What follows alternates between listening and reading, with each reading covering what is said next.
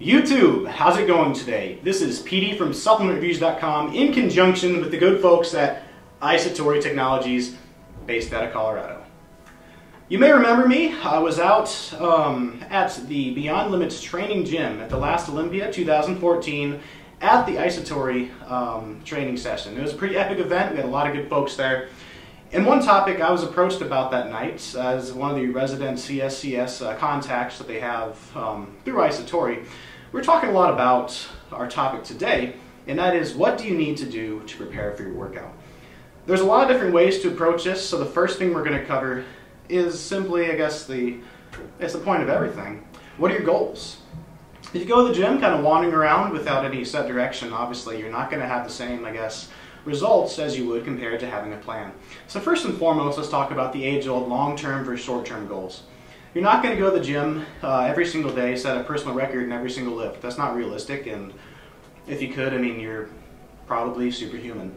With that being said, one thing you need to do is each day before you go in, know what your long-term goals are, whether it be dropping body fat, increasing body weight, reaching that ultimate goal in terms of your weight you want to lift on one of your major lifts.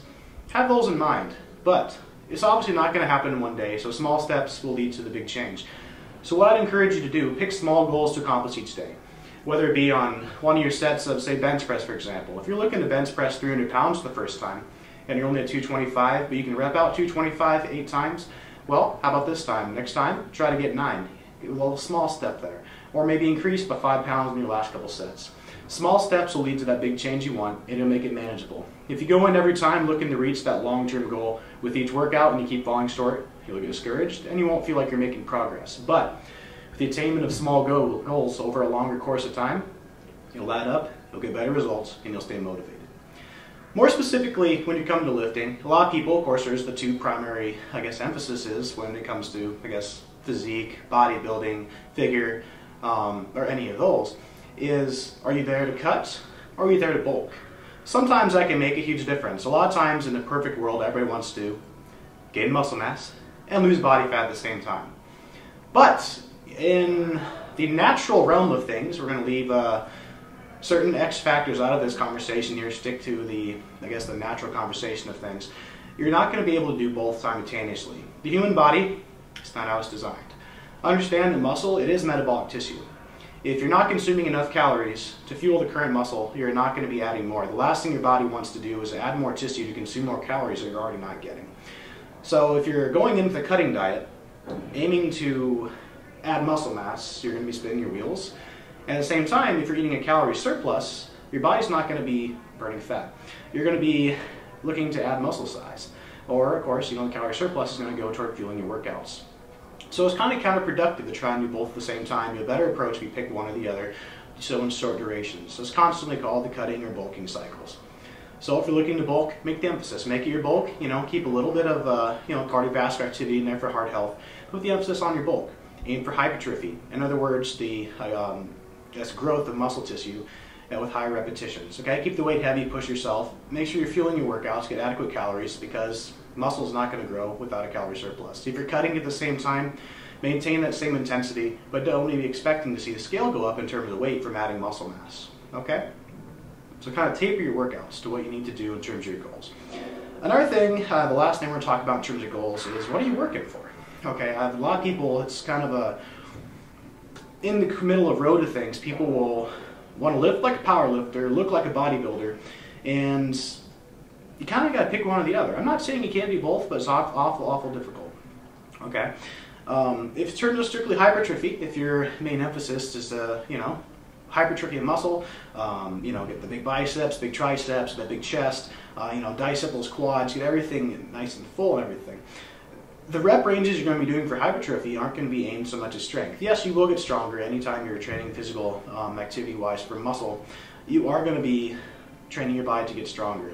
However, in optimal for strength development, your reps are going to be lower with a heavier weight.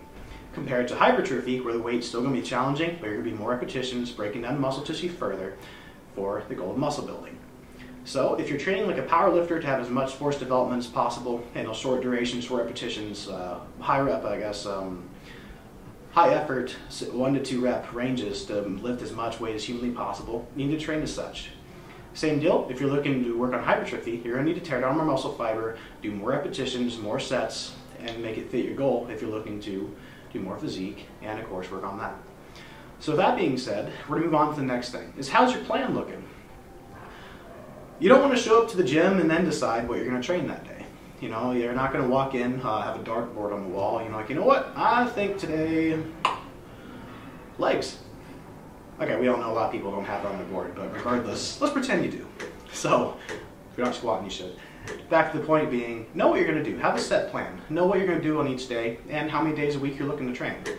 Perhaps if you're looking to do 3 days a week, consider doing full body workouts. Your body will have 48 hours in between doing workouts to recover.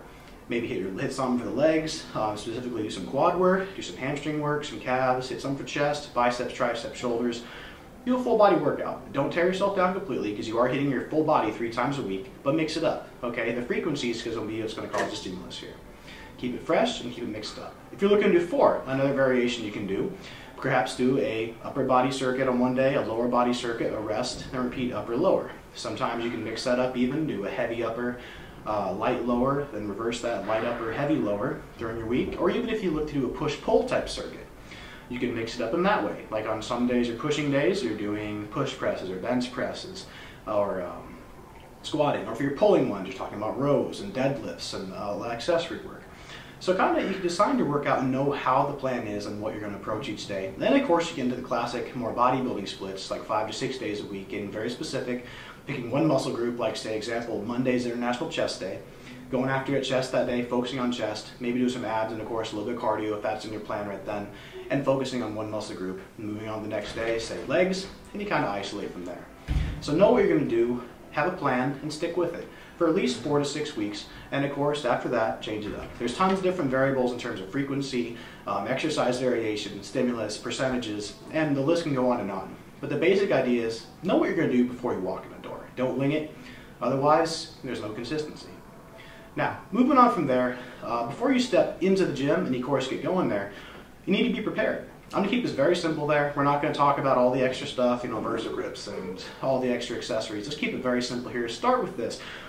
If you want to drive somebody batty, especially somebody that normally works at a gym or anybody for that matter, dress like you're there to work out. Okay, we'll keep this very topical here, but it's pretty common sense. Yeah, I still feel I need to approach it. Don't wear jeans to the gym. It's not a good look for anybody, and realistically you're not going to be comfortable working out in jeans, and honestly if you're comfortable working out in jeans you're probably not working out hard enough. Okay, so dress appropriately. Workout clothes. Okay, if you need to wear sweatpants, wear sweatpants. You need to wear shorts, wear shorts. You want to wear tights, wear tights. You know, make it be workout apparel. Also at the same time, you don't have to worry about looking pretty. Okay, we don't need Lululemon pants. It doesn't have to be Nike. You know, whatever makes you comfortable for you to get your most intense workout in, do it. You want to wear your snapback? Hey, more power to you, get it done. Whatever motivates you and makes you feel you can do the hardest workout you can, that's what you need to do. More specifically, prepare for the day. For example, if you wear a belt, don't forget it on back day if you use it for squats. If you need chalk for deadlifts and your gym allows it, make sure to bring your chalk. The worst thing ever is to make an excuse to not do something in your workout because you failed to prepare for it. And please, don't forget your headphones. Especially a commercial gym, you probably don't listen to music, and you're probably going to have a better workout with your own music selection if that's what motivates you. I know it works for me, that's just a tip. From there, the other thing you need to consider is who are you lifting with? Some people like lifting by themselves, all they need is some music, some weights, and they can go to town. But if you need somebody to work out with you, you're always going to work out harder when you have either a trainer or a workout partner. When selecting a trainer or workout partner, there's a lot of things to consider. Do they motivate you? If not, consider finding somebody else. All you just want to be have somebody at a similar strength level, but at the same time, make sure they're pushing you. Make them have you want to work harder. Make you want to do more sets. Have them make you want to do more weight. Push yourself to be better with each workout. That's what it's all about. It's about motivation. It's about accountability. Especially if you have trouble sticking to your workouts, you're going to be a lot less likely to skip if somebody else is expecting you to be able to work out with them. That way, you're not only letting yourself down, you're letting your workout partner down. That extra accountability can be the edge to get you where you need to be. Last but not least, we're going to move into what's going to fuel your workout. I'm a big nutrition advocate. That's a whole nother video that we're going to be doing. But first and foremost, prepare for your workout. The last thing to do, I mean, yes, there's different variables such as fasted cardio, fasted training. Aside the point from that, for optimal performance, make sure you're fueling the machine. Okay, you gotta eat. If you're not providing your body with the nutrients it needs, primarily carbohydrates, fats, and proteins, the big macro groups, your body's not going to perform. It doesn't have the fuel in the tank. Specifically, get a nice mix of carbohydrates, proteins, a couple hours before your workout. Something easy to digest is ideal. You don't want to have a bunch of food in your stomach on a heavy stomach because guess what? When your body goes into digestion, it diverts blood flow to that and away from muscle tissue and vice versa. If you start working out and your body's trying to digest food, it's going to have a harder time digesting it, therefore leading to the stomach and other digestive stuff. Give your body time to digest it. A couple of good meals. The current one I'm doing on my Plan for My Prep Coach, and I've done it many times in the past, you can always mix it up. I'm a big fan of egg whites and sweet potatoes. It's a good combination, keeping the fats lower. It's not going to slow digestion as much. Getting nice whole proteins from the egg whites, and of course getting nice slow digesting carbohydrates, fiber, excellent source of nutrients from the sweet potatoes. So it's a good 1-2 punch of carbs and proteins. A couple hours from my workout and I'm ready to roll. Okay? Another good one, I'll show you this real quick. This is an excellent one either before or after your workout. It's very interchangeable. The anabolic wins a whole other discussion. I know people are going to be, of course, yelling, but it's not very fast digesting. Point aside, quick tip for you here. If you got protein powder, got some iSatori Eat Smart shown here. For a lot of the good folks at iSatori, the chocolate chip. And we got some oats.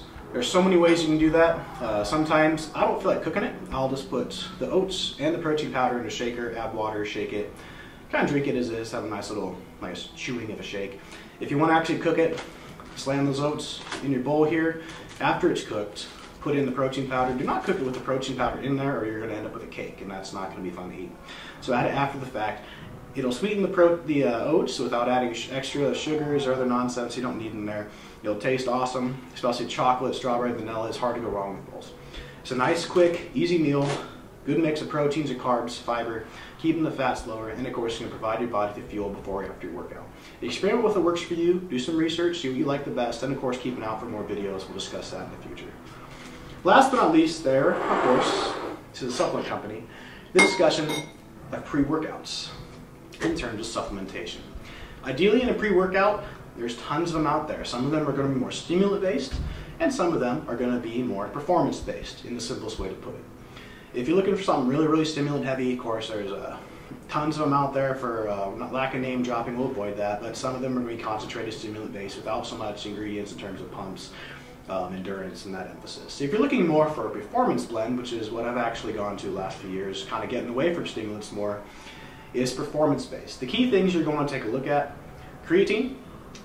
Of course, it's going to provide ATP to the muscle cells. It's what pretty much muscle runs on. And the simplest explanation for that, it's going to cause your body to, of course, have more force development. It's going to help recovery, more muscular power and strength. It's one of the most clinically and scientifically researched supplements of all time, creatine. If you're not already using it, it should be in your supplementation. Another one is beta-alanine, which increases your carnosine levels in your muscle tissue. In other words, it's going to help you buffer lactic acid, or that burn, helping with muscle endurance and recovery.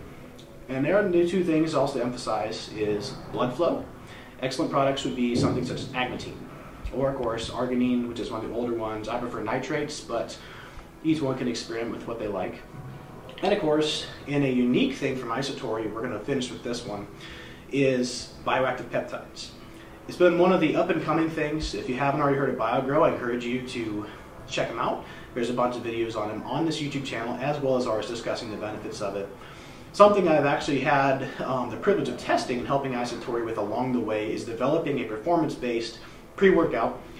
Can't disclose fully of what it's going to be through the research department, but a new pre-workout including all the ingredients I listed for blood flow, muscle power, lactic acid buffering, and of course the infamous BioGrow. It's going to help prime your body for optimal performance. It's going to help with recovery. It's going to help with force development. It's got some stimulants in it for cognitive work. The nootropic effect, and of course it's going to prepare you to have the best workout you can. Okay? So keep an eye out for that new pre-workout. If you have a pre-workout of choice that you already like, keep using it. Don't hesitate to mix it up. You know, variety is the spice of life, and find a pre-workout that's going to push you to do what you need to do with, of course, all the ingredients. I hope this video helped. This has been PD from supplementreviews.com in conjunction with iSatori Technologies, and you have a good day and kill that workout.